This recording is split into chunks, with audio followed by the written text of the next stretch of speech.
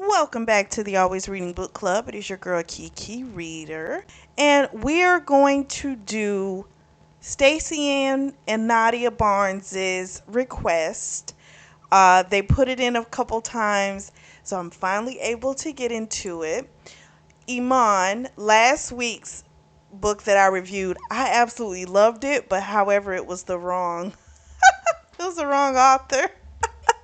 So I'm gonna eventually get to that Dark Promises. Eventually, I'm gonna get to that one.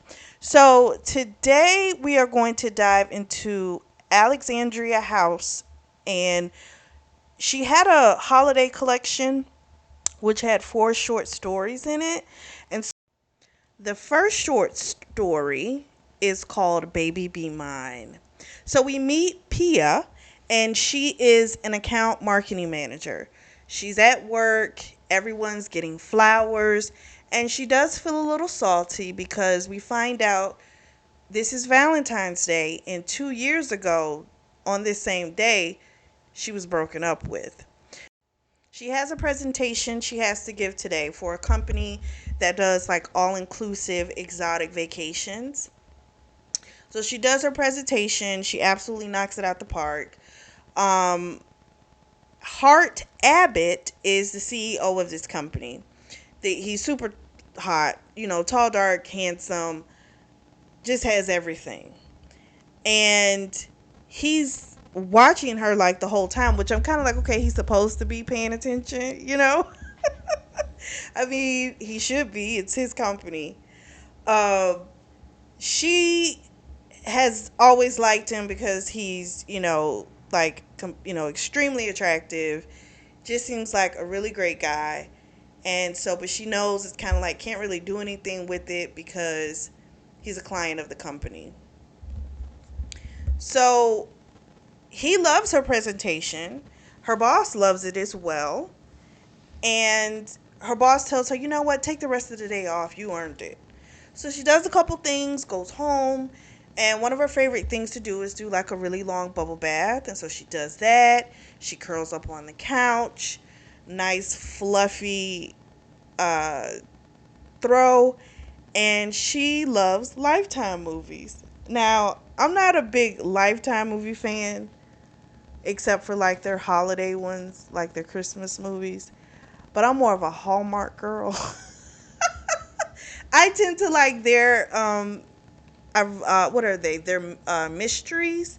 They have some really cute little movies. So I'm into those. So I can completely see snuggling up and watching one of these. They're corny, I know, but I love them. So I can totally see how she would love to do that. Now, the kind of Lifetime movies she likes to watch is like, my neighbors stalking me, and then there's like murder involved. So that's like her MO. She likes those type. So she watches a couple. She has some wine. She winds up dozing off. She wakes up and she's kind of like, you know what? I really need to get out of the house. She had seen earlier on Facebook there was an event at a place called, I think it's Club J's or something like that. And it was it's a hookup party. But she's like, you know what? I need to get out of the house. Now I'm going to say this. If you are okay with being in the house, then you're okay with being in the house. And there's nothing wrong with it. But if you feel like, okay, maybe I should get out more, then that's when you probably should, because your mind's kind of telling you, okay, we need to do something else. So she decides, I'm going out. So she goes, and even though the place is kind of cozy, it's kind of claustrophobic as well. That's kind of how it's described in the book. She orders a drink. It takes forever for her to get a drink. She ordered like a virgin margarita because she had already been drinking wine. And she's like, I do not need to get juiced up out here. So eventually she gets her drink. She's nursing it. Some dudes come up, couple guys. They were just full of shit. And she was just like, what the hell? Like, I just should have stayed my ass home. The second guy that came and sat down, he had a beeper. He had gold teeth. He was just a whole problem. And she was just like, oh no. So she faked it like her boyfriend was coming and like he was a cop and he had a gun and he was crazy. And that got his ass to like getting it going, you know? So she's walking out and because she knows there's nothing here for her, and we get a little backdrop about what happened with her ex-boyfriend. So his name was Steve, and he of course pops up as well at this event, and he grabs her to like talk, and she's like, oh, I'm on my way out. She like didn't even give him an opportunity to say anything to her. According to her, his sex was subpar, and then he dumped her, on Valentine's Day. But the truth was, she wasn't really in love with him, and she felt relief because she really wasn't happy with him. So all in all, it did work out. But at the same time, it's not like she wants his ass anymore for anything. So as she's walking out, someone grabs her. She's thinking, I'm about to hurt somebody's feelings, but it's not Steve. It's Hart Abbott. Of course, they say at the same time, like, what are you doing here? She, of course, is really shocked to see him. And, he says, I'm sure, you want to get out of the house just like I did. Didn't want to spend, be alone. And she says to him, like, I can't imagine you having trouble finding company. And he tells her, like, I work a lot, pretty much that's all I do is work. So it's pretty hard to like cultivate any type of relationships. And he asked her if she's eaten. She hadn't since lunch. So he asked her, to go to dinner. He's like, my treat. And she thought about it for like a half a second of saying no because of the work thing. And then she's like, hell no. She's like, yeah, that would be nice. So then we switched to Hart's POV, and I love it when they do that. And he's excited, that she's agreed to go on this actual dinner date. And as they're having dinner, they're having like, they're honest with each other, they have good conversation. And she said, what did she say to him? She said to him, like, was he looking to hook up when he went to, that Club J's? And he was like, well, isn't that what you were doing? Like you were trying to get out. It's not like you were, it was a possibility you might hook up with someone, And she was like, not really. There was nothing really there. And he is just so enamored with her, which I thought was sweet to hear, like, this guy's thoughts, on the woman. That was, like, really, really sweet. He's straight up with her. He tells her he just doesn't want to hook up. He says he's liked her for a long time, and he really would like to get to know her on more than just a, intimate level. Or shall we just say physical level? Because you can have intimacy without fucking, So, and she was like, okay, like she was into that. So he told her, because they were done with dinner, he took her back to her car. He's like, well, you have my number. And she did say to him, like, about the whole work thing. And he says, do you tell people who do you kiss and tell? And she says, I'm a grown woman, so I don't have a reason to be kissing and telling. He said, okay then, so there's no problem. So they're back at Club J's. She's sitting in their car, and she's kind of disappointed because all she got was like a kiss on the cheek. And she'd been there for like 10 minutes, and she was about to pull off when someone knocks on the window. And it's Hart. And he's like, you've been like sitting here for like 10 minutes. He's like, I'm not being like a stalker or anything, but we are outside of a club. I just want to make sure you're all right. I want to make sure you pulled off okay. And so she was honest with him, and she was like, I really don't want to be alone tonight. And he says, me either. And he says, "Follow me." So they go to a hotel and they're really quiet in the elevator as they go up to the room, and then they just unleash on each other. So much, passion when they kiss. He starts fingering her. He does the whole finger in her mouth, puts it back in her cooch, then puts it in his mouth. Just super freaky, erotic, nasty, great stuff. So then he starts sucking on her titties and eventually he starts eating her pussy. The girl came like crazy. And then she like got his pants off and she immediately went to sucking his dick and before he put the condom on, and then they wound up having this nice hard fuck. They talked nasty to each other. It was just heavenly. Great book to read, by the way. I really liked it. And then afterwards, um, he Hart passed out. Like he was out. Hart wakes up and he's having a hard time. He went to sleep and he woke up and then he had a hard time going back. And he really is like he's been wanting this woman since he first saw her. They have this mind-blowing sex. It's like perfection. So then we switch back to Pia. She wakes up and he's gone. She doesn't see his stuff, and so she's like super hurt, like damn. Like she didn't realize it was going to bother her as much as it did. It was such an amazing night, and she still is happy she went out, because she needed it and it was a great experience. And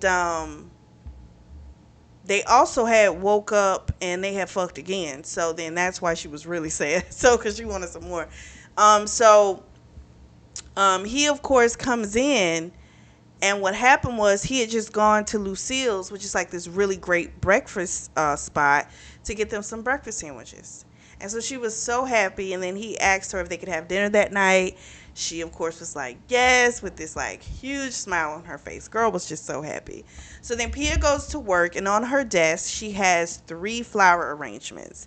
Also an edible arrangement, and a huge box of Godiva chocolates, and a note. And of course, her co-worker, I think one of them name was Frankie, was kind of like, "Oh, that's so nice, but aren't they a day late?" And Pia told her, "Oh, I got my gift last night. This is just a bonus." And the girl was like, "Oh, well, okay." So when no one was around, she opened the note. It was really sweet, and he was just saying how much, he really loved that night they had. It was a great time, and he's looking forward to seeing her later that day. So then she gets called into the office by her boss. She goes in, and our boy, Mr. Abbott, is there. And she, of course, is shocked to see him. They have this little conversation where they're talking about fucking, but her boss doesn't know what they're talking about. So they're saying, like, he's saying, he was hoping he could take her to lunch so he could dig in a little bit deeper into what she had given him yesterday. And she's like, yeah, we can do that. We can go as deep as you want. So the boss is just like, oh my gosh, just whatever he needs, like just do whatever you need to make him happy. So then they leave from there. They go to the elevator. He puts his hand on her back, and she tells him, "You are so bad for what you were doing in there." And she told him, like, you had my panties in there already soaked. And he told her, no, yeah, he said how sweet it was for him, and that the flowers, she really loved the flowers and everything. And he told her, "Oh, I'm just getting started." And that's how it ends. The next short story is called Always Be My Baby. So we meet Melanie. She's 33. She's out with her sister Tammy, who's 43, recently divorced. And the girl is out to have a good time. So they're at a Yin Yang Twins concert. Tammy is shaking her ass. She is having a ball. Melanie, not so much. This is not her crowd. She hasn't been to a club since she was in college. This is just not her scene. So she winds up going outside and she bumps into a guy that she used to date. His name, they used to call him Light Skin Luke. So Luke, of course, he's startled to see her. She hasn't seen him in a really long time. A matter of fact, I think it's like been 10 years since she's seen him. So of course they do the whole, what are you doing here? What are you doing here? We find out he's like a sports agent, so he has like a sports agency, and she's pretty successful as well.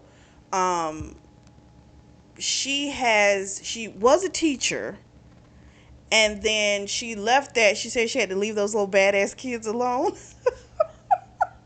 So she now has a company she owns called Interludes.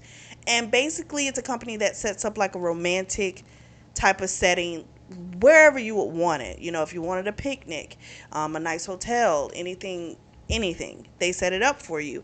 And it's doing really well for her. So the reason he's there is because he's trying to sign this guy, but this guy is like a complete asshole. And so he wound up walking out of there so he didn't punch the guy in the face. He made a comment to her about missing her, and she's like, no, you don't. That made me laugh because that is so something I would say to someone, especially when I don't believe it. No, you don't. So then he says, what did he say? He made another comment. We find out they were together for like 5 years. It was a really highly sexual relationship. And of course, when she first saw him, like that, of course, is what, popped into her head, how they used to fuck everywhere. So after they broke up, he went and married somebody else.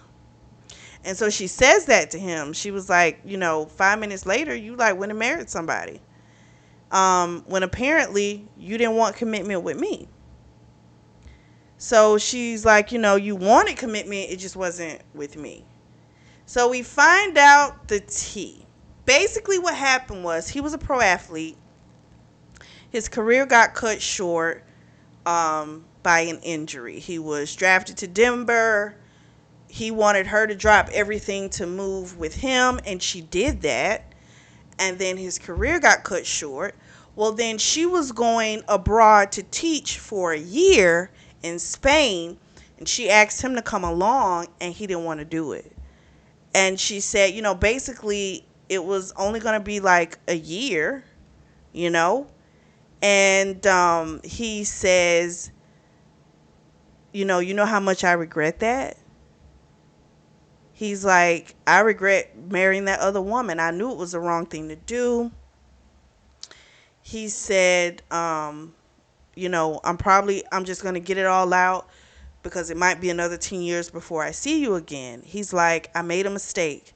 The minute that ink dried, I knew I had made a mistake. He's like, I called you to tell you, and left messages, but you wouldn't, answer my calls or return any of my calls. And she says, because you were marrying someone else. She's like, what did I need to talk to you about? And when she said to him about the whole thing of, I dropped everything to come with you. But let's be kind of clear. I'm, just a little bit of a devil's advocate with this. You were leaving your comfort zone, absolutely. But you were doing this for someone that they was finna be making a lot of money. I'm just saying. Now, she very well might have done it for if he wasn't in that state. She might have. I don't know. Okay? I'm just saying, let's just be real. Quit acting like you went and he was broke and you held him down. Don't do that. However, the fact that happened to him, getting away, I would think would be the one thing you would want to do. So I feel like he should have taken her up on that just for his own sake. You know what I'm saying? Like, even if you were yourself, I guess if you're, because it seems like he's just selfish. So it's like, even for your own sake, you should have gone to just kind of get yourself away to just kind of clear your head, At the same time, she was leaving her home. And so she was willing to move for you. I do feel like he should have been willing to do the same for her. If we're really doing this, if we're really committed to one another, then yeah. You know what I'm saying? So I totally get her point on that. I do. But I still feel like, girl, you went because that man was finna get some shmoney. That's what I really think. So she was about to walk off, and he walked beside her, and he told her that, she was the love of his life. He had always loved her. He will always love her. And she just kind of stopped and looked at him. And before this happened, her sister had come out of the club or the concert, and she had reconnected with some guy named Tony from high school. So she apparently is going to start hanging out with him. Girl is just trying to have fun and have herself a good time, the sister. So then our girl Melanie says to him, like, you really went and married somebody else 4 months after I left for Spain. And he comes back with, I was hurt. And I wanted to hurt you. And I'm like, that was just awful. So we find out the marriage didn't even last a year. They were separated in less than a year. And the girl tried to get everything from him. He admitted it was stupid. He was like, it was a mistake. And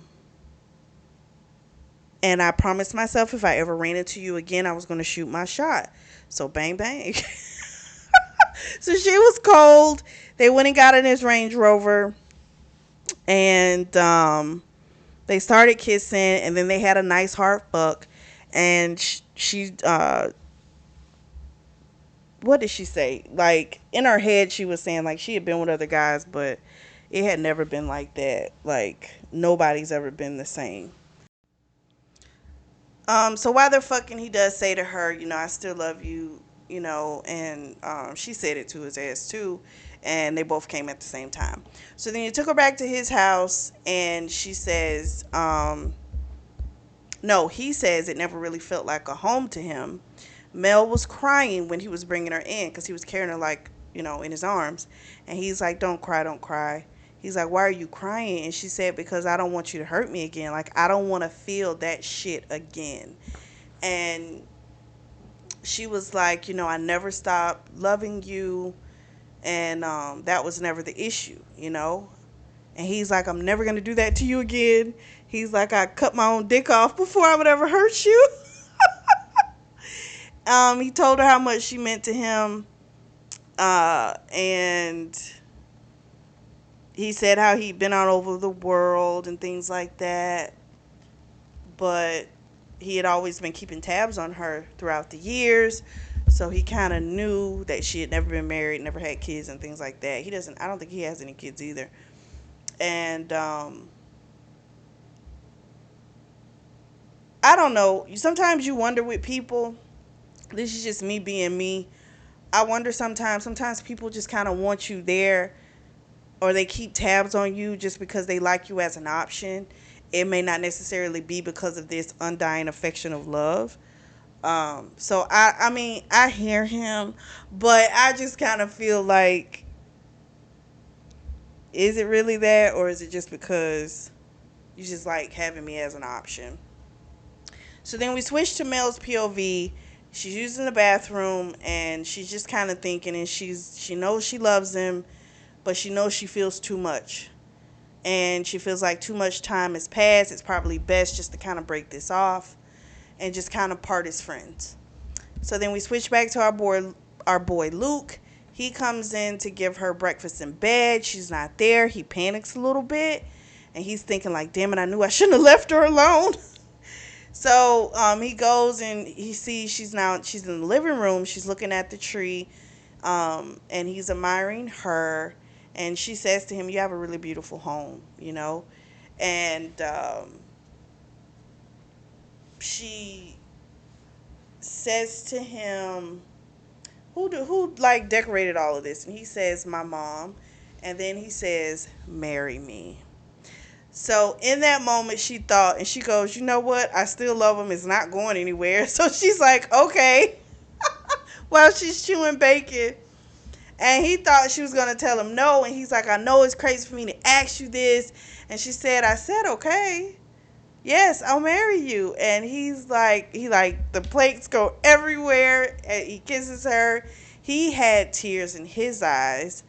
And the last time she had saw him cry was when they told him he couldn't play ball anymore.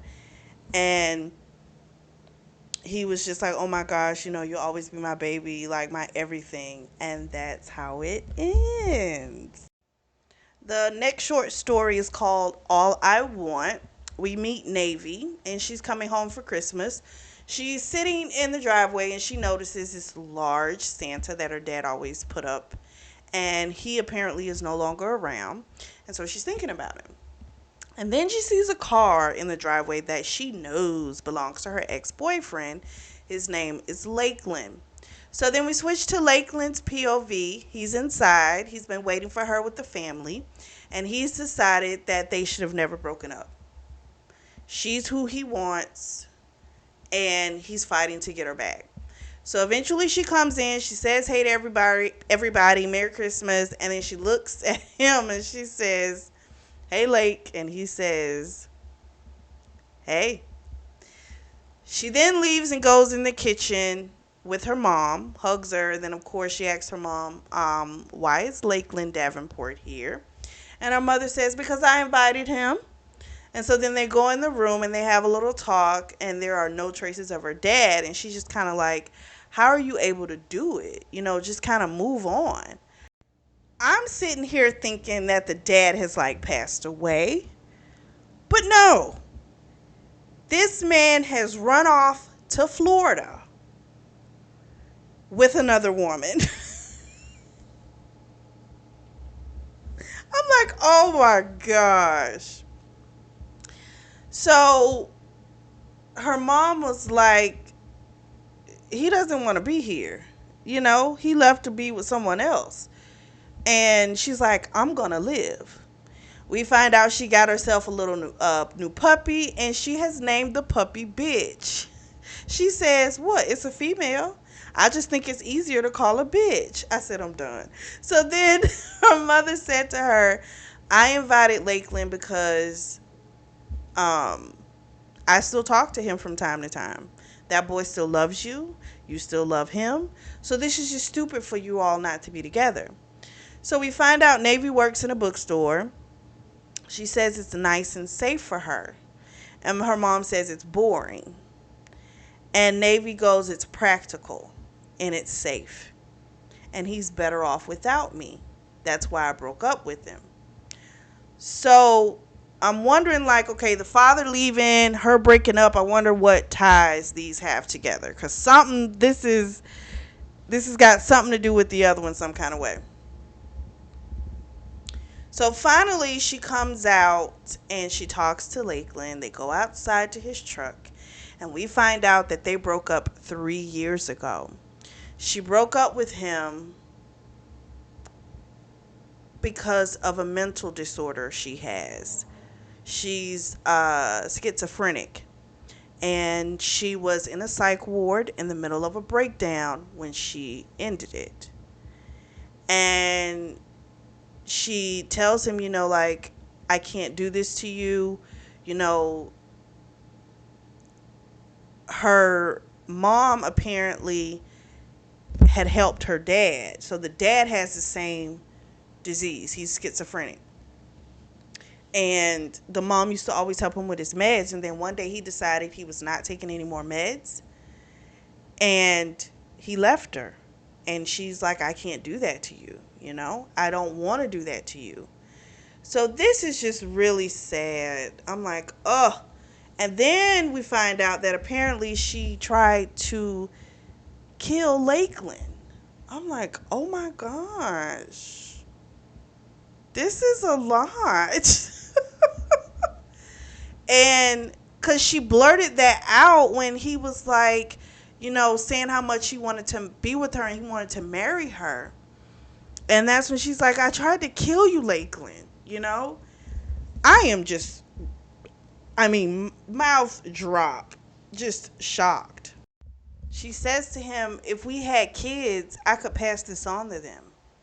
I couldn't forgive myself for that, you know? And he tells her we don't have to have children or we can adopt, but we can deal with all of this stuff down the road. He's like, let me help you carry this burden. Now that was so sweet and so sad at the same time because you love this person, but whew, that is a lot. We find out a little bit more about this attempting to kill him bit. She thought he was poisoning her, and so she took a serving fork and she tried to kill him with it. Now, I thought it was going to be something a little bit more intense. I'm not saying that that's not, okay? I'm not. But I just thought it was going to be like a little bit more to that story than just him. She took a serving fork to try and take him out. I don't know. But you know, they say stabbing, that's passion. Those are crimes of passion. Um, he's a doctor. We find out he's a whole ass surgeon. He tells her you were sick. You know, you have a disease. I understand that. He's like, I just hate that you pushed me away when you needed me the most. He told her again how much he loved her, how much he wanted her back. He wasn't going anywhere. He just kept telling her he loved her. And she says, I love you too. That's why I let you go. She's like, I don't want to hurt you. So that's why I, ended everything. And before her, well, not too long after that, her sister Heidi came out. And she's like, Mom's, done cooking. We're about to eat. And he puts his arm around her. And child, before you know it, they wind up fucking in the car in his Tahoe. And then afterwards, they were like, "Shit, we better go inside." They go inside. They have dinner. Afterwards, when everyone leaves, they talk, and she tells him nothing's changed just because of what happened in that car, you know. And he just tells her again how much he loves her. And we find out she used to be like a really joyful person, really happy, bright light, and now she's more subdued. Once she was diagnosed with the schizophrenia, and that disease is not going anywhere. It's going to be there, and she just kind of dimmed her light. It felt safer that way for her, and he says to her again, like, I'm not going anywhere. Like, just let me love you, let me protect you. And she says, even if it's from myself. And he's like, even if it's from yourself. He's like, I don't live in an apartment anymore. He lives in a house. Again, he's a surgeon. He's like, you can take online courses if you want, if you want to kind of get yourself back into school, because she was pursuing a degree in mathematics. So clearly the girl is super smart. And she, of course, is still fearful of possibly hurting him, which is understandable. That's a very logical response. You don't want to hurt someone, so you do that, but he's just not taking no for an answer. He's like, I'm willing to be there. So he asked her to marry him, and before she said anything, her mom says, you better say yes, so I'm gonna kick your whole butt, your whole ass. She was like, you better. Of course she told the man yes. They had this really beautiful moment. That's just a lot to deal with. I don't know. That's how it ended, with this beautiful proposal. It sounds happy, but I don't know. That just that's a little nerve wracking for me. It really is. The last short story is called New Year, New Boo. So we meet Langston, and she's going to her boss's holiday party. So she doesn't want to go, but she has to, because we find out she's HR. So one of her coworkers, who she doesn't really like, this white girl, she comes up and she is like, how you doing, good girlfriend?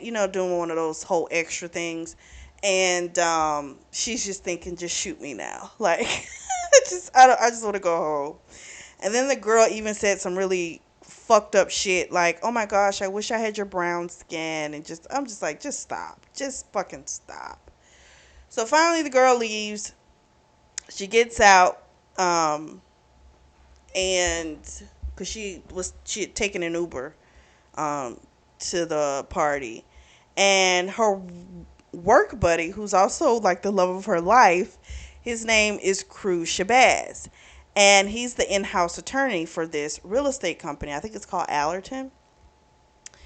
And they go into the party because he was waiting for her, and they're like normally the only two black people in the room. So of course they wanted to like come in together. They didn't want to be by themselves. So we switch to Cruz POV, and we find out he's 43, divorced. He has a teenage son, and he has a thing for our girl Langston. Langston has a daughter. Um, we don't know the age, but she recently split from an ex, and so they wind up going to get something to eat because Langston was like, "I'm getting drunk, so I need food."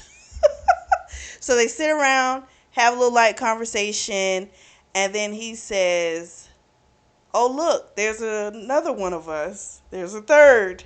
She looks over and she's like, "Damn it, it's her ex." Her ex comes over. His name is Lucky. We get a little backdrop. They were together for 5 years. They had a daughter together, and he just one day moved out. Left a note saying, "I'm not happy, I'm moving on," and that was it. He's there with someone named Chloe, and she's wondering, like, when did they all of a sudden start getting, um, like, how did that pop off? And also thinking, like, when did her and him get so distant? Distant. So she starts throwing back shots now, right? She's like, I need to get drunk. So Lucky comes over, and he's like, "Oh, hey, Langston, I didn't know you were going to be here. Like, you normally don't do stuff like this, so if I had thought you would have been here, I wouldn't have came." She's like, "Oh, it's fine." And he's like, "Who are you here with?" Because I'm the only person that works at Allerton. So then Chloe comes up, and she's like, "Babe, you want such and such?" And then Cruz starts to say really lovey-dovey stuff to Langston, and he's like, "Langy." And she calls him Crewy. And so they're being all lovey-dovey with each other, and Lucky's just kind of looking like, what the fuck? So then eventually he winds up being pulled away by Chloe, and then they start talking about being on dating websites and how awful it is. Crew had a woman that had a necklace made out of human teeth, that he went on a date with, and he was like, after that, he just deleted the app. And he says he had so many women asking him, like, does he eat ass? And he's like, he doesn't have a problem with people he's committed to, but he says, like, but what he does love to do is eating pussy. And she's like, "Am I drunk? Or are you telling me you love eating pussy?" And he's like, "Yes, that's what I'm saying." And then she's like, "Are you flirting with me?" And he says, "Yes, I am." We switch to Cruz POV, and he's just kind of saying to her, like, if she wasn't drunk, he would eat her pussy. And he would eat her pussy and finger her until she gushed all over his face. She's like, "Oh, I need some water. I need some bread. I need to get sober, like now. So she goes and gets some bread, drinks water, and they start doing the raffle where they're giving out the different gifts.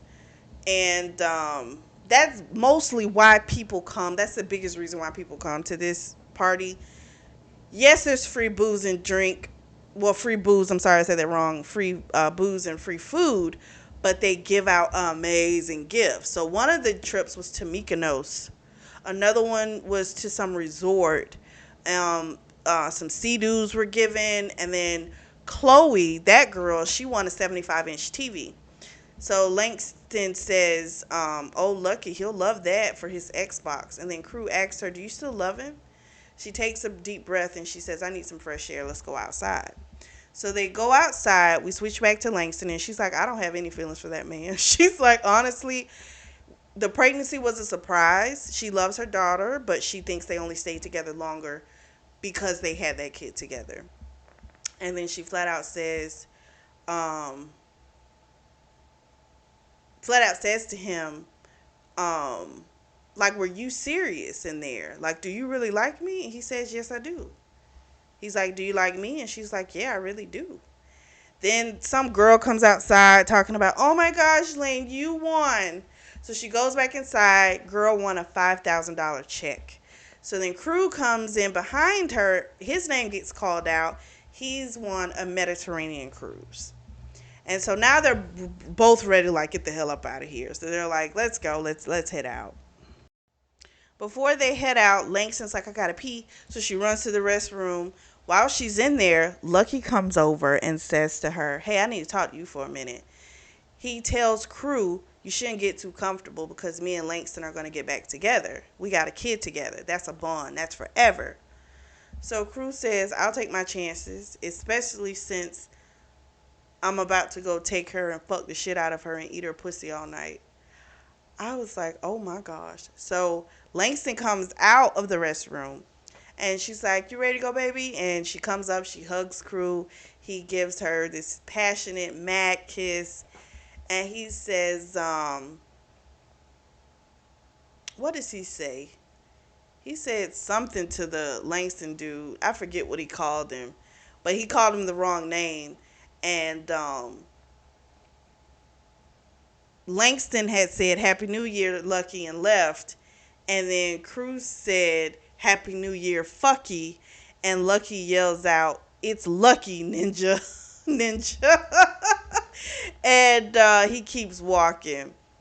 So, I mean, it's just the audacity, but this is a prime example of someone that you had the person, they were committed to you, they were in it, whether they fully wanted to be or not, they were in it, they were committed to that cause. And then you decide to treat them like they're nothing and leave the way that you did. And because you now see her with someone else, it's that little boy syndrome of, "I want my toy back." Because the truth is, if she got back with him, he'll just shit on her again. You know what I mean? But it's just the idea that people do that. It's that territory bullshit. When you had the person, you dumb fuck. Like, why would you, like, you had her. So they take um Crew's car. He has like a muscle car. And they get to his place, and she's like, "I need to shower first." And then they're like, he says like, "You want to shower together?" So he has like a really huge house, and one of those huge showers where it has like one of those massive seats where you can sit and do all kind of stuff on. Great type of bathroom. So she's cleaning herself and everything, and then he goes and he sits back and he's watching her, and he's sitting on the bench, and he tells her to come over to him and to stand on the bench. And so she does, and then he says, "Put your pussy like right in my face." So she does. He eats her pussy. She has this, he sees where she has this piercing through her clit. That just sounds so painful. But I know they said it's supposed to have like this incredible sensation, but I'm like, that's just something I will just not ever find out because that just seems too painful. And that just turned him on so much. So he's eating her pussy, he's jacking off, and he nuts. It's extremely erotic. Again, great book to read. So the next morning, she wakes up. He's not in bed, but he comes in after taking a shower, and they wind up having a nice hard fuck that morning. And she's thinking like, "God damn, I've been missing out on good ass dick fucking around with Lucky. Like, Lucky game was not this good. Like, you've been wasting time." So he cooked her breakfast. It was really good. And he said Langston, and just him calling her name just does something to her body. And he tells her, like, can we do this? Like, do this for real and see where this can go? And she's like, yep, she is absolutely down for it. So that weekend, like, he has a son, the teenage son, the child. That child's with the mother, and her mom's watching her kid because I think her daughter's like younger, like four-ish, around that age. And he's like, do you have to go pick your daughter up? And she's like, nope. So they spend the rest of the day in bed, and that is how it ended. I thought that was so cute. I really liked all of the stories. Honestly, all of those could be long ass books. I could see how different ones, how they could go. Like that first book being that, she's dating the CEO, and she's the manager, and how that plays out, and if there's any crazy exes. Like that could go so many different ways. That would have been an interesting book to read. The Always Be My Baby, her linking up with, her former boyfriend that had went off and married somebody else. That would have been crazy, like having the ex-wife come back into the picture, possibly someone that, Melanie used to date, him coming back into the picture. That could have been a really interesting story too. So all of these could have been like long stories with extreme, like all kind of things could have happened. But let me tell you, that third one, All I Want, that would have been a really good book. I need to check and see if they did make it a longer one, because that was so interesting. The whole idea that she's schizophrenic, she's basically kind of closed herself off from the world to protect everybody. And it's just, if they're going to do this, their journey would be a really good story. So I would have absolutely loved to see that one. And the same with the last book. Like, I would have loved to have seen how that would have played out with, Lucky was going to do some bullshit. I'm wondering how the mother of Cruz's child would be.